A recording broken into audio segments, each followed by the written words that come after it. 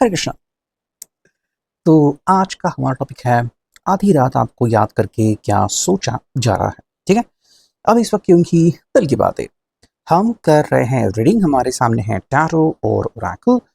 Reading होने वाली है for all science general collective Hindi tarot reading. ठीक है, शुरुआत करते हैं सबसे पहले डायरेक्टली टैरो से और फिर देखते हैं हमें क्या कार्ड्स मिलते हैं। Okay, so let's connect to it. And हमें यहाँ पे कुछ कार्ड मिल रहे हैं। ठीक है, आपकी परिस्थिति के ऊपर बहुत कुछ निर्भर होता है, तो इस बात को हमेशा ध्यान में रखिए। ठीक है, तो हम यहाँ पे कुछ कार्ड चुन रहे हैं with the help of tarot. Okay,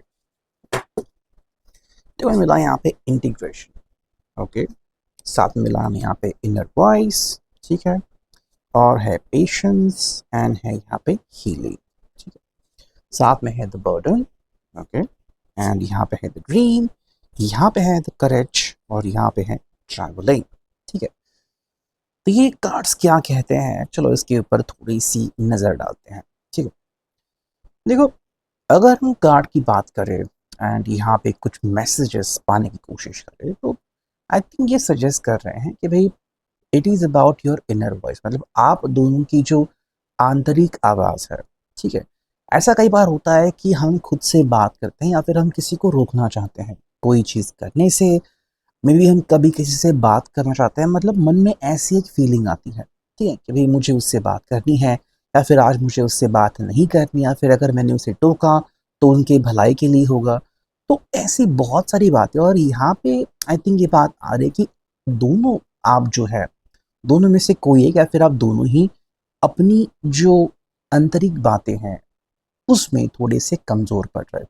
ठीक है, अगर आपको लग रहा है कि ऐसी कुछ बातें हैं जो आपको समझनी चाहिए, जिसके ऊपर आपको फोकस करना चाहिए। ठीक है, हालांकि मुझे लग रहा है कि शायद आपको ऐसा लगता है, मतलब आप दोनों में से किसी को भी, कि ये जो मेरी सोच है वो शायद आगे चल के दिक्कत तैयार कर सकती है। ठीक है, हालांकि मे बी ये आपको मिलने वाली एक इंसाइट हो सकती है, दिव्य दृष्टि हो सकती है कि भाई मान लो अगर आपने उनसे बात की या फिर आपने उनको डांटा तो शायद कोई एक आपत्ति आने वाली होती है, वो अचानक रुक जाएगी। ठीक है, देखो यहाँ पे इंटीग्रेशन मिला है, साथ में मिला है द बर्डन। ठीक है, तो दोनों मिलके जब ये चीज़ को समझते हैं कि रिश्ता कोई मजाक नहीं है। ठीक है, देखो आपके खुद के अपने मसले हैं, इनके खुद के अपने मसले, और आप दोनों के मिलके कुछ अलग मसले हैं। ठीक है, कुछ ये सुलझा रहे हैं, कुछ आप सुलझा रहे हो। देखो आप दोनों को मिलके ही इस रिश्ते को कायम करना है। ठीक है, मे बी आपकी उनसे बहुत सारी अपेक्षाएं हैं, आप उनसे कुछ बोलना चाहते हो, ये भी आपसे कुछ सुनना चाहते हैं। ठीक है, लेकिन यहाँ पे बात आती है कि भाई आप दोनों में से ऐसा कौन व्यक्ति है जो अपने ऊपर या तो बिल्कुल बोझ नहीं ले रहा या फिर बहुत सारा बोझ जो है वो खुद ही धो रहा है। ठीक है, तो बात यहाँ पे आ रही है कि मे बी आप दोनों में से कोई एक जो है वो शायद बहुत ही ज़्यादा जो है वो अपने ऊपर जिम्मेदारी ले रहा है। ठीक है, और जिम्मेदारी के नीचे वो दबता जा रहा है। देखो, जिम्मेदारी उठाना कोई बुरी बात नहीं है, लेकिन अगर दूसरे व्यक्ति का, यानी कि आपके साथी का, जैसे कि आप इनके साथी हो, मान लो आपकी इच्छा है कि आप उनके साथ कुछ टाइम स्पेंड करो या फिर आप कुछ मस्ती मजाक करो, फन करो। ठीक है, और अगर ये पर्सन वैसा नहीं कर पाया तो फिर मुश्किलें आ जाती है ना। लगता है कि भाई जो अमूल्य समय है वो तो आप गवा रहे हो, तो बाद में आपके पास रहेगा क्या। ठीक, देखो कुछ लोग होते हैं जो अभी का जो समय है उसको जीते हैं। ठीक है, जैसे कि मान लो किसी पार्टी में चले गए या फिर मूवी देखी, क्रिकेट की मैच देखी, या थोड़ा सा डांस किया, शादी में शिरकत की। एंड कुछ लोग होते हैं जो सिर्फ फोटो खींचते हैं। ठीक है, और फोटो खींचने में इतने बिजी होते हैं कि बाद में उस फोटो को ही देखते रहते हैं कि हाँ हम यहाँ पे गए थे, हमने ये किया था। ये हालांकि देखो, अगर आप दोनों ही इसमें अंडरस्टैंडिंग ले और एक दूसरे की बात सुनी तो काफ़ी कुछ बदल जाएगा। ठीक है, देखो इस रिश्ते में जो ज़रूरत है वो है पेशेंस की और हीलिंग की। ठीक है, आप दोनों को ही पेशेंस की ज़रूरत है और हीलिंग की ज़रूरत है। अभी अगर आप इस चीज़ को समझते हो तो सब कुछ बढ़िया हो जाएगा। ठीक है, बस एक चीज़ को समझना है कि ज़िंदगी में आपको कई सारे निर्णय लेने पड़ते हैं। ठीक है, लेकिन अगर आप वो निर्णय ऐसे ही लो बिना सोचे तो वो आपके लिए कॉम्प्लिकेशंस तैयार कर सकते हैं। ठीक है, इसलिए बहुत सोचना और सोच समझ के एक अच्छा फैसला लेना वो बहुत बड़ी बात होती है।